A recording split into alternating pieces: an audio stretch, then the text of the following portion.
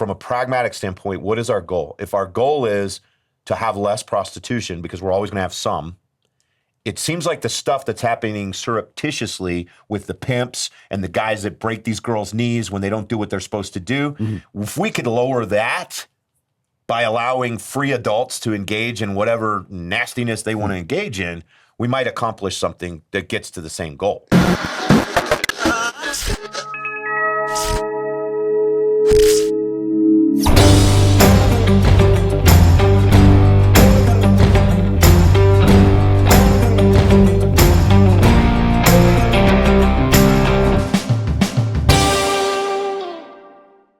Hey guys, it's The Twisted View, Leland Conway, along with Benjamin Allbright, Christian Toto, and we've got a fun episode for you today. Here's a card for you, card for you, card for me. What is it? 7 of hearts. Jack goes up. You win. Okay, so we're going to do the topic that Benjamin Allbright wants to do, and that is the discussion of legalizing prostitution. So that should be fun. Before we do, though, our most popular episode to date, guys, was the episode about potholes in Colorado. And I actually have an update for you. So I recently blew a tire in the viaduct in Glenwood Canyon trying to avoid a pothole. Like literally trying to avoid a pothole. There was a piece of metal construction stuff on the non-existent shoulder. And I'm trying to get around a massive moon crater. And poof, $2,300 set of tires. One is gone. But I'm in the viaduct. And you would think that a state that cares about infrastructure would make sure there aren't things that would basically puncture a tire in a place you can't get off the highway because there is no shoulder. And you'd be wrong. I'm wrong. That's exactly right. But thank God for Colorado State Patrol, because I called them. They came up with some lights, and me and the state trooper sat on the side of the Colorado River talking about guns and tires for like an hour until the tow truck came. So, yeah. So I just would a watch little that update. Netflix show. Our potholes suck. It's the pothole state. What were you saying? I said I watched that show. I would definitely watch that show. Speaking of potholes, so prostitution, you think it should be legal? Well, first of all, I think we need to nuance the audience here. I'm not trying to. I'm not necessarily just trying to like legalize this for. It was a philosophical conversation where the line on legality should be drawn, and to me, I already think it's legal. I mean, you have, and you'll excuse the crass nature of what I say. You have the cheers, boys. Cheers. You have the pornography loophole already. If you're shooting pornography, you can pay some, if you videotape it, all of a sudden, so what's the difference? But I don't like the idea that government could tell me what I can do with my body, what I can do with a financial transaction. Okay. I don't like that idea. The libertarian in me is upset about this. And so then I had this debate with this other person. They were talking about, well, what about drugs? What about prostitution? I'm like, legalize it. As long as there is not another victim or a victim in what it is you're doing, what's done between consenting adults is none of my business. Yeah.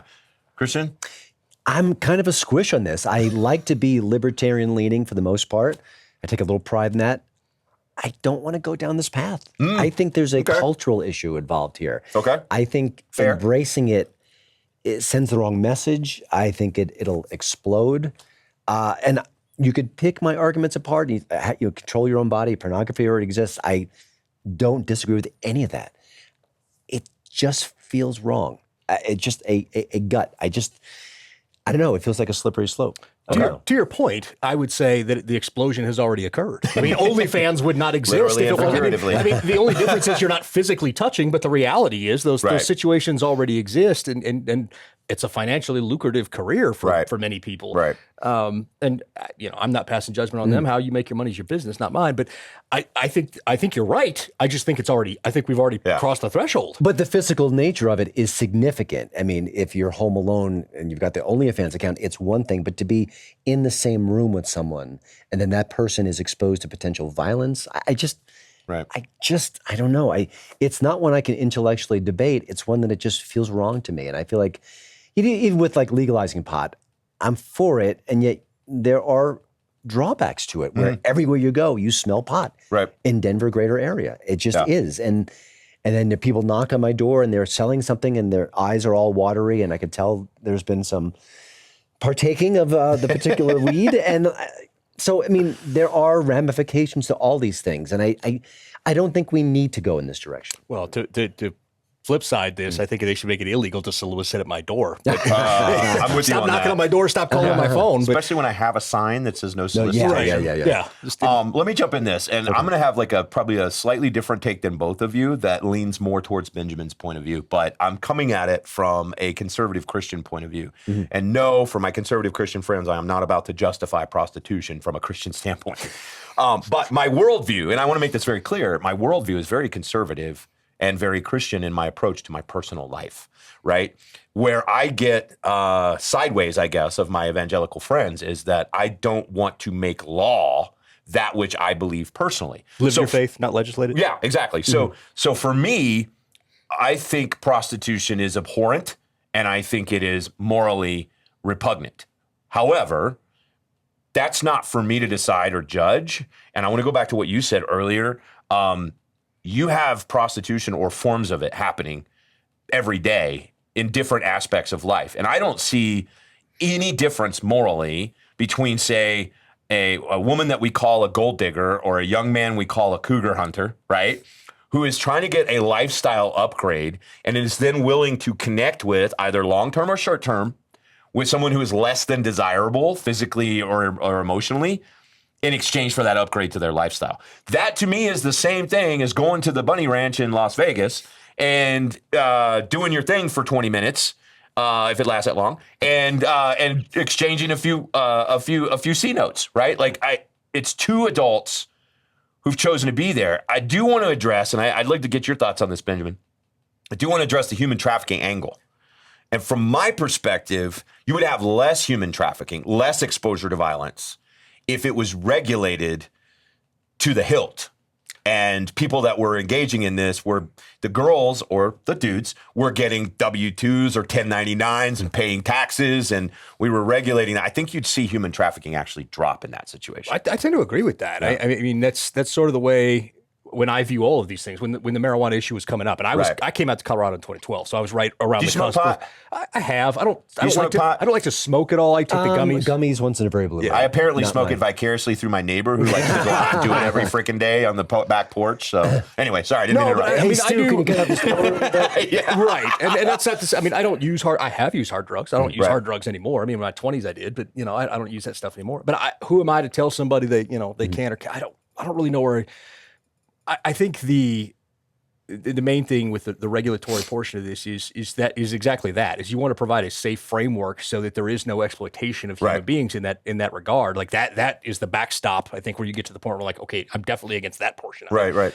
But how do we do that without legalize and regulation? So- That's where I came down to the pot. I'm like, legalize it, regulate it, and that's one tax I don't have to pay. Right. Another yeah. thing that really upsets me about this discussion is that I feel like young men today are so engrossed in video games and digital relationships and what they can find online and all the pornography that they're already thinking, oh, I don't need to go dating. I could just this is my smorgasbord. You add that to the equation, then I think that relationships could really suffer. I think did I send you a text on that? Something like 60% or 61% of men under the age of 28 have never asked a woman out in person. Yes. That's a real issue. Floored by this. Yeah. It's been interesting. As I got divorced and then I was out, dating again, and all that kind of stuff. I have been floored by, like, women are like surprised when a man comes up and asks them out anymore. Right. In the app era and all that kind of stuff. And again, to your point about the gold diggers, you got whole apps centered around that aspect of it too. For sure. Like, Sugar daddy, right? Yeah. I mean, it's a real thing. Right. And I think we kind of disagree on the end outcome, but I do want to go back to what Christian said earlier, because I do agree with him about what's happening in society and about the fact that the act of sex is a stage above almost every other transaction that human beings involve themselves in with each other, right? It is something that, at least I was taught from a young age, that it's an exchange of something more than physical, right? And so in doing that, when we have an industry that is selling that, it definitely cheapens it. So from that perspective, I agree with you, and I agree about like all the stuff, but here's what I would say, okay? And I have kind of a similar issue on abortion. I'm pro-life. However, if our goal is to save the most lives we can save, or if our goal is to get as many people out of human trafficking as possible, or if our goal is to, genuinely get rid of those sort of black market things, I think you have to look at it pragmatically and say, what will reduce those things? And in fact, the counterintuitive thing of legalizing something we don't actually want to happen right, might actually lower the incidences of it happening because it's legal. There's an element of that in society, is there not? I agree. And I think that with anything, it sounds sort of counter to, again, but libertarian leanings, you sort of, right. But at the same time, like the two biggest things for prevention of any action are regulation and education. Yeah. So if you can regulate it and then show people, hey, look, this isn't glamorous. You know, Pretty Woman glamorized the idea of prostitution and that kind of stuff. And then you show the reality of prostitution as you drive down Colfax with a camera.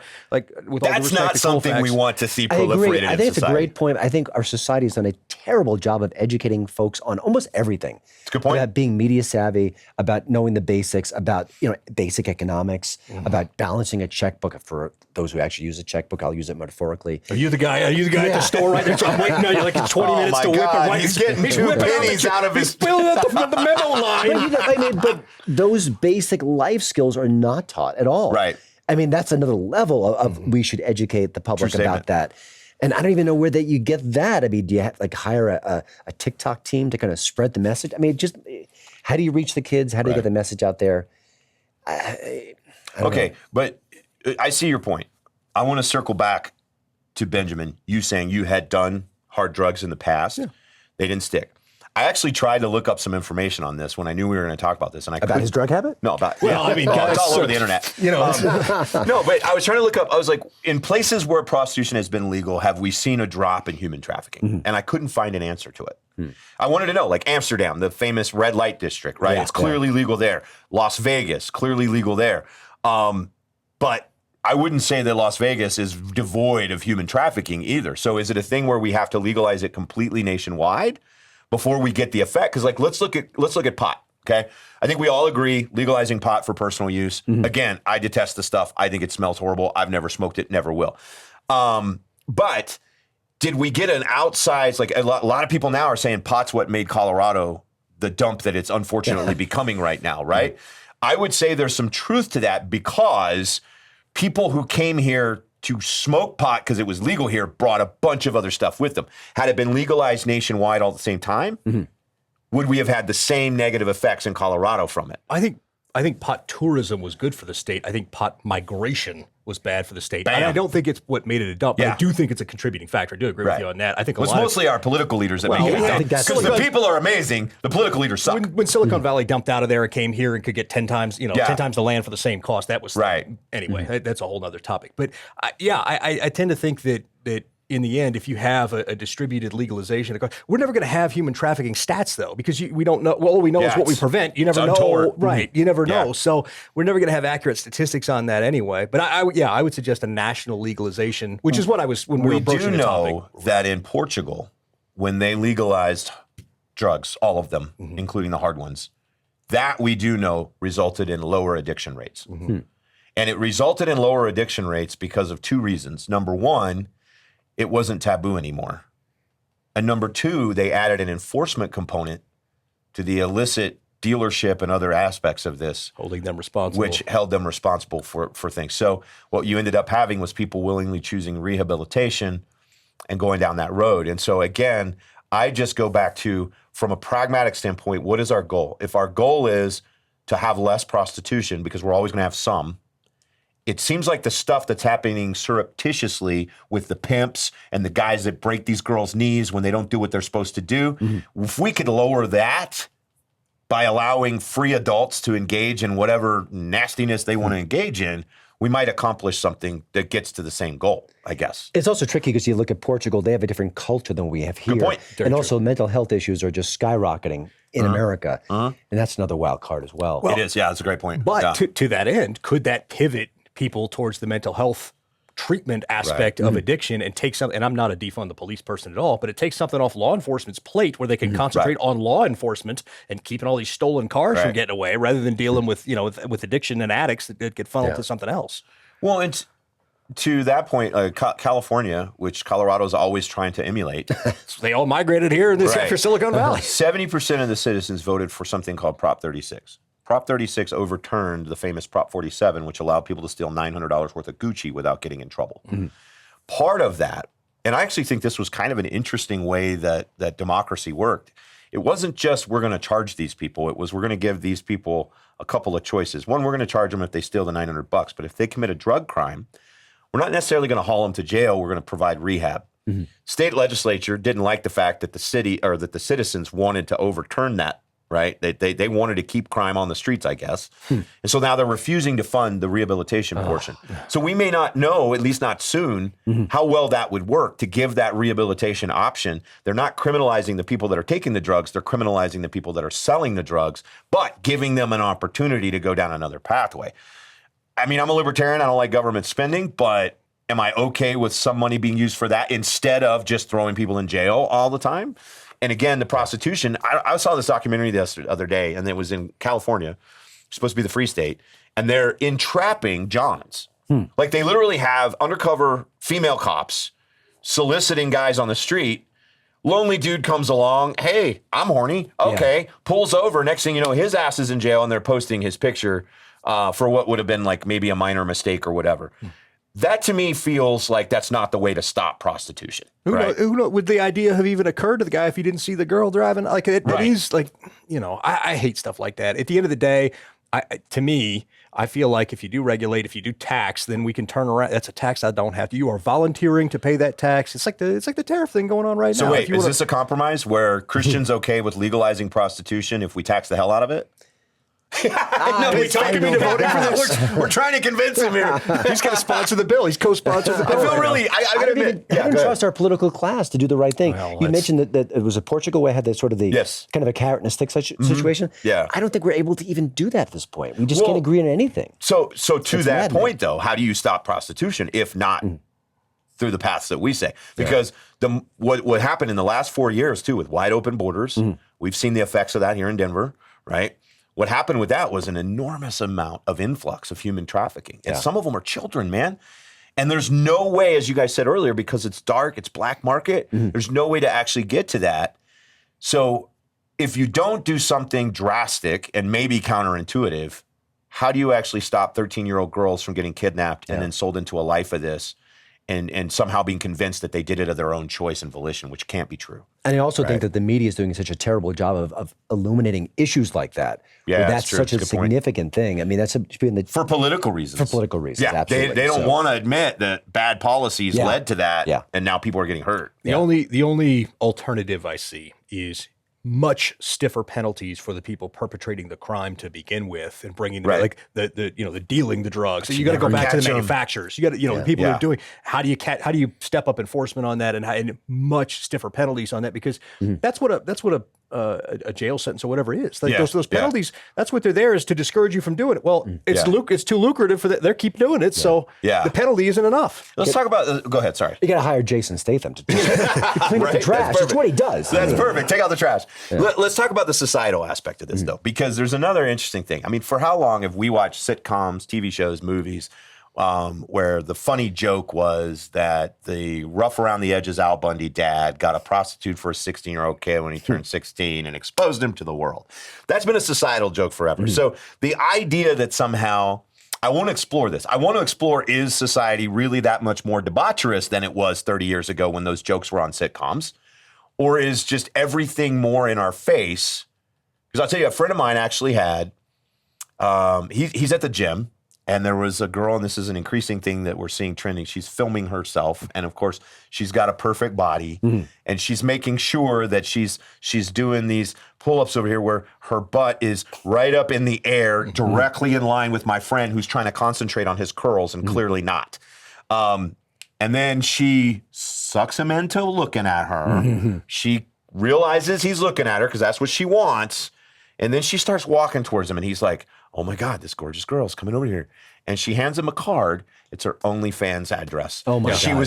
She was pulling him in to get that subscription. Oh, sorry. That's what the card I gave you guys. Weird. It's my OnlyFans. This QR code now, Leland. I was wondering what that was OnlyFans. I admire the marketing hustle there.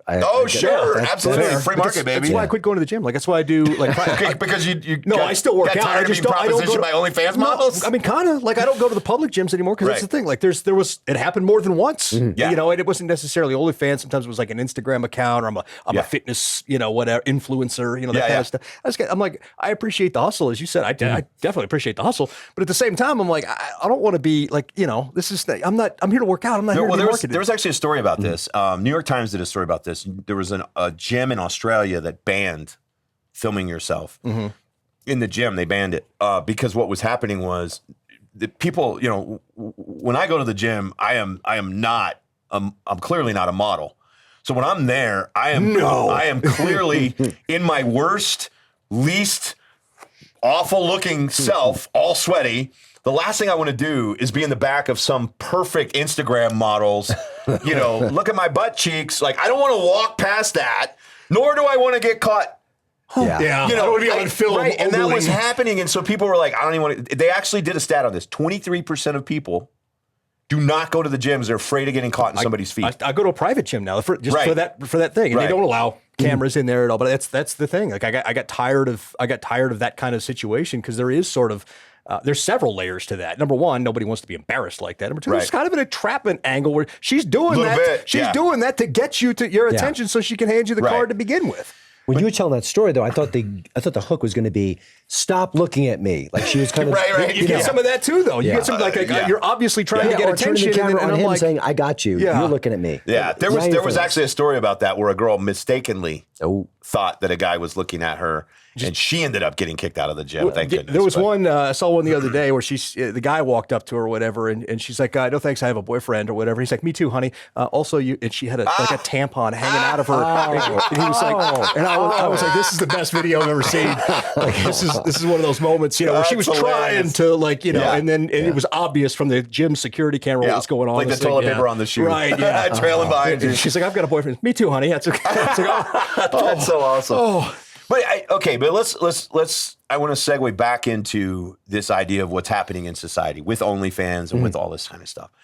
I would venture to say we're at a weird precipice where here, and I guess I'm kind of backing up Christian's argument, even though I still agree with you, Ben. I think it should be legalized, but not because I like it or want people to have more of it. I'm with you. I just don't want to tell free human beings what they can do with other free human beings and whether or not monetary remuneration exchanges hands. But we're fast approaching, to Christian's argument, a tipping point where, one, prostitution is available, OnlyFans is available, and AI is available. And soon that AI will be attached to perfect human bodies that will do anything we want them to do without argument, without insulting us, will always build us up, will always fluff our ego. And I'm kind of leading into our next episode, but I think it's worth mentioning here.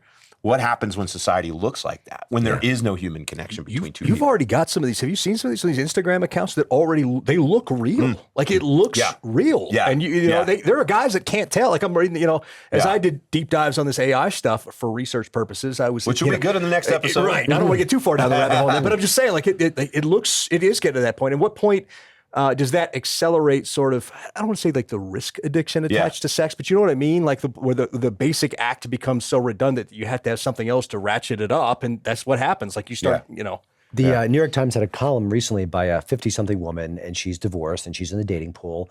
And she talked about men, all her girlfriends go out and they socialize, and the men are nowhere. They're out. They're just checked out. Now, there's been a cultural shift to emasculate men. Yes. To say you can't look at me, you can't ask me out. So I think she completely ignored that part of it, but it's still something significant going on. It wasn't, I didn't want to dismiss the column. I think there's something that she tapped into that was I think it's a combination, right? I think it started with the emasculation of men and the bastardization of men, right? Like you men are trash, right? For being a dude. Men are trash. We see it everywhere. Yeah, exactly. That pushed men away where they ended up having other digital options. Yeah. And then that solidified the deal because we go back to, I was like super socially awkward when I was 14. That changed when I got on the sports team and some stuff like that happened. But had I never had that opportunity to develop those next 2 years, my level of communication skill would be completely different than what it is today.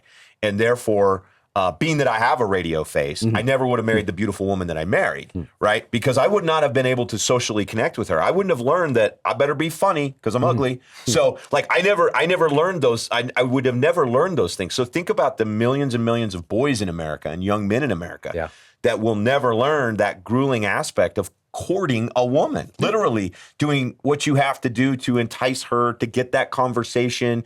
That's hard. It's really hard, hard. and it's full of rejection. And there's no guidebook. There's no right or wrong way. It changes over the years. The culture changes. The rules change. It is incredibly difficult. Yeah, it is. Well, you get the voice for I've got the face. I got the voice for newspapers. So, it's a What's double a newspaper? double double whammy for me. But my voice, your face. We got a star. There we go.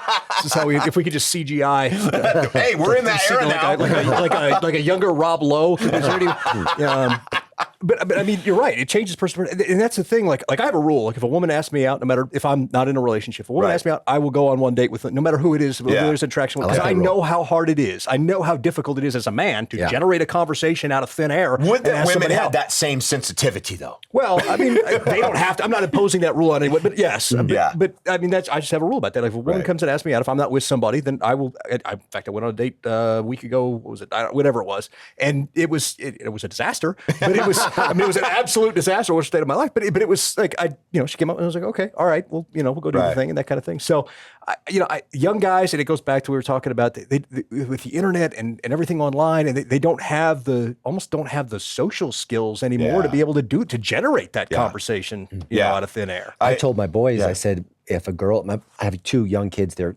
handsome kids, and it's like, oh yeah, this girl approached me at Elitch Garden and stuff. I said, if they ever approach you, just be sweet and kind and nice, because it's really hard for them to come to you and say, I find you're cute or something like that. Right. Never be mean, never be disrespectful, always be kind and generous. And just, you can say, I have a girlfriend, there's ways to handle it, but always treat them with the utmost respect, because that is hard. Yeah.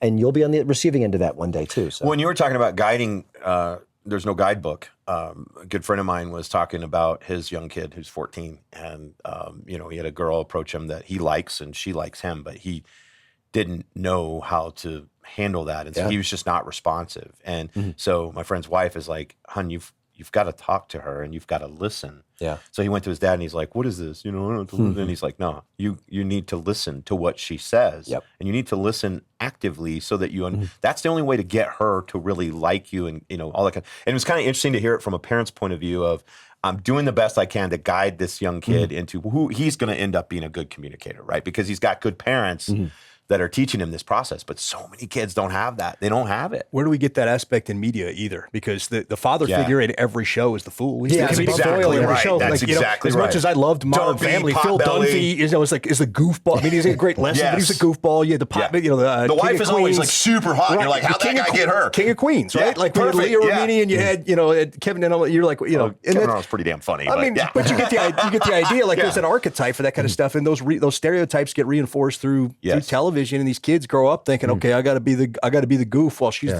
right, and they don't develop the ability to be able to do that. When I was a kid, I would sit around the kitchen table, we'd have dinner, and my brother would tell his dating foibles, and my mom and dad, who were not sort of scholastically smart, they didn't go to college, but they knew life, they knew humanity, they knew things. Right. And they would break down what he did right and what he did wrong. And I was like thinking about it. And even that, with like a great tutelage, I was like disaster when I started dating. It is incredibly hard. And there are certain rules and things you do and things you don't do. Yeah, I mean, that's why rom-coms, and I miss them because they're great, and yet they've really kind of dumbed them down. Just watch the Hallmark Channel, bro. All right, you guys want the funniest, most humiliating, most awful date story of all time? Sure. This happened to me. Are we one-upping each other here? Because you probably got one. I'm but kidding. This was actually, I laugh at my own humiliation, but we got it back on this. So here's what happened. So it's 4th of July weekend. I'm at college. There was this beautiful girl that was, I won't say who, but the daughter of a very famous actor. Or not daughter. She was the niece of a very famous actor, okay? And we're getting close to 4th of July weekend where everybody's going to leave campus. We're in summer school, studying to go to the Olympics in 96 and broadcast. We're both in broadcast. And I had a crush on her, and I finally got up the nerve to go and ask her out. So I went over and I asked her out. I was like, hey, I'm going to be around for the weekend of 4th of July. If you want to go watch the fireworks together, right? Nice, that's smooth. It's a big fireworks show put on by the richest man in the county. Everybody goes there, blah, blah, blah. She's like, sure, I'll go with you. Cool, got a date, 4th of July. Everything's good. So she's like, I'm going to go home to my family, and then I'll be back early in the afternoon, and we'll go. I was like, all right, I'll pick you up at 7. So we get to the day, and she was supposed to call me when she got back on campus. She didn't call. It's 5 o'clock. We're 2 hours out. So I was like, I'll call. Probably shouldn't have done it, but I did. So I call, and her roommate's like, no, she's not here yet. I'm like, okay. Really shouldn't have done the next call. 6:30. Hey, is she there? No, she's not here yet. So I called like 3 times, which is probably a little desperate. Little swinger. No, she's not here. Little Swinger-esque. That was when the movie was popular. One of my favorite movies. Oh my God, that It was scene. after this that I watched Swingers. Learn not to do that. So anyway, we're like, okay, I guess I'm going solo with my buddy. So my buddy has his truck. It's got dark tinted windows. We're going to go watch the fireworks together. As we're walking out the hall in our dormitory, one of our other buddies is like, hey, what are you guys doing? We're like, we're going to the fireworks. You want to go with us? Yeah. Can we pick up my girl? Sure. Okay. So we go around to the dorm. Same dorm my girl's supposed to be in. We pull around. Friend goes in, comes back out and says, hey, she's got a friend. You want to bring her? And we're like, yeah, cool. So she comes out. As she steps out, it's the girl I asked out. And I'm like, so I look at my friend. We got tinted windows. I'm like, I'm not saying a word. Stay right here. Just let her get in the truck. They get in the back of the trucks. Back when you can ride in the back of pickup trucks, right? So we go out, and I'm like, I can't wait till I just roll out because this is going to be awesome, man. Sure enough, man, we get out there. We get parked. We're way into the parking field. There's no way she's getting out of this situation. I roll out of the truck, and she's like, and then we ended up hitting it off and having a great time, but we never went out again. But it was so humiliating. Right? Yeah. Because here's a situation where clearly I would have been better off if she just said, I'm not interested. Yeah. Right? Rather than, I'm interested, but I did get it back on her because she was pretty humiliated by the fact that I was the one in the truck. But I mean, I'm sure you've got a better dating story. But that's hard to overcome when you're a young man that's trying to find somebody to mate with, right? You're trying to find the mate and stuff like that happens. You got to be able to navigate it. Not to go down another rabbit hole, but maybe we need some sort of education to help young men deal with rejection. You know, because I mean, like you got to be. I'm a pro at it, by the way. You're gonna get told no. I mean, but what's the worst they can say? No. Yeah. Okay. The answer is always no if you don't ask. Right. And so that's like we need to because I think a lot of young men don't conceptualize that. They're sort of like, with everything online, everything is attuned to whatever they want. You get what you want, right? Yeah. And so when you get into the real world, you start to get into these situations where guys, these young guys don't have that. And so then they get that sort of bruised ego thing, and then you fall into that sort of that incel thing that's going on and all that stuff. And I don't understand most of that stuff. But the incel stuff concerns me because there's a lot of that. A lot of that. And also, which, for those of you who don't know, I'm sure you do, incel stands for incelibate. Involuntarily celibate. Yeah. That's young men that can't connect with anybody and therefore don't have a sexual relationship or a romantic relationship. Over the years, I've heard stories about a guy and a girl, and the guy asked the girl out, she says no. And then a different situation, he asks again, she says no. The third time, she's all right. And they're married for 30 years. But in today's culture, that's stalking. That's harassment. That's stalking and harassment. That's correct. And if it's done properly with respect. Or even leaning in to sneak a kiss. Yeah. And by the way, my quick bad story was I was to this point, I was so shy and so tentative. I was like, screw it, I'm asking everyone I can out. So I was working with a newspaper, and there was a PR person who I thought was attractive. I asked her out, and she said, no. Ouch. No. I forget how many no's. There were a lot of no's. Ouch. A lot of no's. That was emphatic. One is sufficient. That's all. I just need one. Yeah. I'm good. I got a lot. I'm ready to move on. I love it. Well, I don't know how we got here from prostitution. I was going to close it with the worst dating story, but do it. Let's hear yours. I went out. We met using the apps. This is before I was married, so this has been over a decade ago. But we was using the apps. Met this girl. Whatever. We kind of hit it off. I always chat a little bit first before we go out. Hit it off. Get to dinner. Pretty good dinner. Had a pretty good vibe going. All that kind of stuff. And all of a sudden, she pipes up. This is in February. Okay. And she goes, "Yeah, this could work. We can date until April." And I'm like, well, that is oddly specific. And so then I was like, yeah, that's really weirdly specific. What's going on in April? Oh, that's when my boyfriend gets out of prison. And wow. Check, please. Wow. Bailing. Yeah, I love it. Well, see, we may not agree with Christian on the legalization aspect of prostitution, but we all clearly agree that there would be less prostitution if people learned the communications and human skills to actually connect with each other. She was very communicative. That particular day. That was great communication. She was straight on. I mean, it was direct. Yeah. Thanks for watching The Twisted View. Don't forget to subscribe and like our channel. Click that little bell icon for notifications. Find Twisted View Podcast on your favorite listening app. Suggestions, we don't really care, especially if you don't like it. Just go, I hate Leland at twistedview.com. Thanks for watching.